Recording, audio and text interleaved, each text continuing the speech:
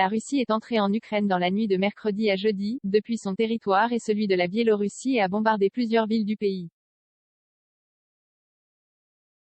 Selon Vladimir Poutine, Ukrainiens, Russes et Biélorusses ne forment qu'un seul peuple et l'Ukraine ne devrait pas exister en tant qu'État indépendant. L'histoire de ces trois pays slaves est néanmoins bien plus complexe que le discours de propagande russe. L'Ukraine est aussi appelée « le berceau de la civilisation slave orientale ». Un surnom qui remonte au temps des premières églises orthodoxes slaves, fondées par les princes du Rus, ou Rus de Kiev au X siècle, explique Samantha de Benderne, chercheuse dans le département Russie-Eurasie à la Royal Institute of International Affairs de Londres, à 20 minutes. Puis, au fil des siècles, l'intérêt a été poussé vers l'Est, vers Moscou, poursuit-elle. L'Ukraine est ce jeudi la cible d'une agression militaire de la Russie. Le dirigeant russe, Vladimir Poutine, a annoncé le lancement d'une opération militaire, avec l'entrée de troupes au sol et les bombardements de plusieurs villes, s'appuyant sur divers arguments à teneur historique, mais souvent faux. Car, aujourd'hui toute interprétation de l'histoire de l'orthodoxie slave est devenue otage des historiens selon leur point de vue idéologique, prévient Samantha de Benderne. Kiev, c'est un peu la Jérusalem des orthodoxes, l'idée tsariste et poutiniste d'un même peuple russe, biélorusse et ukrainien. Les prétextes historiques de Vladimir Poutine font écho avec une doctrine dominante au temps des tsars. Pour le chef du Kremlin, Ukrainiens, Biélorusses et Russes ne forment qu'un peuple issu de la même histoire. Une pensée largement répandue à l'époque de Nicolas II, dernier tsar russe, quand la dynastie des Romanov se voyait comme l'héritière directe de celle de Kiev, expliquait à Mediapart en 2014 Yaroslav Lebedinsky, historien français d'origine ukrainienne. Ainsi, si le dictateur russe estime que l'Ukraine ou la Biélorussie sont des États artificiels qui n'ont pas lieu d'être, souligne la chercheuse spécialiste de la Russie, ces pays ont pourtant existé par eux-mêmes avant l'ère bolchevique puis soviétique. Mais les frontières n'étaient pas dessinées comme actuellement. Des morceaux de l'Ukraine, actuelle, ont fait partie de l'Empire austro-hongrois, puis de la Pologne, du Grand-Duché de Lituanie, et une partie a appartenu à l'Empire russe, rappelle Samantha de Benderne.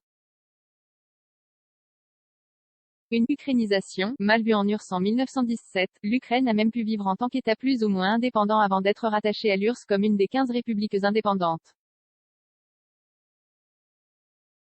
Au début, ils reconnaissent dans un premier temps le peuple ukrainien et sa langue, c'est en tout cas le discours léniniste des premières années, motivé par des raisons tactiques et entretenu jusque dans les années 1920, explique encore Yaroslav Lebedinsky. La pensée initiale selon laquelle les trois peuples slaves orientaux, que sont les Russes, les Ukrainiens et les Biélorusses, ne forment qu'un seul peuple revient sous Staline face à une trop forte ukrainisation, comme le décrit l'historien Yaroslav Lebedinsky. Mais au fond, je suis persuadé que les élites russes n'ont jamais cru à cette théorie du même peuple, qu'elles ont toujours été profondément informées du fait ukrainien et profondément désireuses en même temps de le détruire, ajoute-t-il.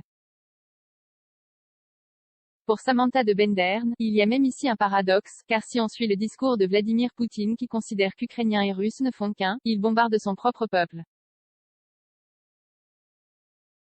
Une identité ukrainienne forgée en opposition à l'URSS. L'identité ukrainienne va par la suite se forger et se renforcer en réponse aux agressions staliniennes, notamment la famine créée artificiellement par le dictateur communiste, qui a fait entre 3 à 5 millions de morts. Cela fait partie de la création de l'identité ukrainienne, souligne Samantha de Benderne.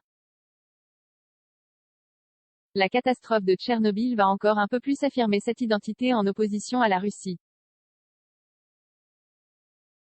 Les Ukrainiens se sont sentis trahis par Moscou qui n'a pas informé la population de l'incident, rappelle la chercheuse. D'autant que selon Yaroslav Lebedinsky, les Ukrainiens se sont toujours vus comme les premières victimes de l'impérialisme russe et à la pointe du combat contre ce dernier.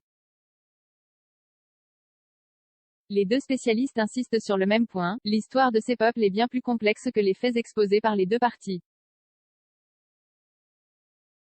Des populations liées au-delà des conflits. Néanmoins, au-delà des discours politiques et des conflits géostratégiques, les populations russes, ukrainiennes et biélorusses sont très proches.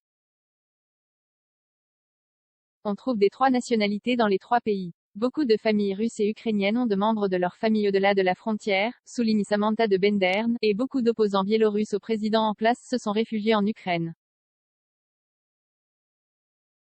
Il existe une grande solidarité entre les peuples, poursuit-elle. Aujourd'hui, le chef d'État à la tête de la Biélorussie, Alexandre Loukachenko, est très proche de Vladimir Poutine, à l'instar des deux pays, quand l'Ukraine, elle, s'est tournée vers l'Europe et s'est ainsi attirée l'ire de Moscou. 0 commentaire 90 partage partagé sur Messenger, partagé sur Facebook, partagé sur Twitter, partagé sur Flipboard, partagé sur Pinterest, partagé sur LinkedIn, envoyé par mail, sauvegarder une faute. Imprimé.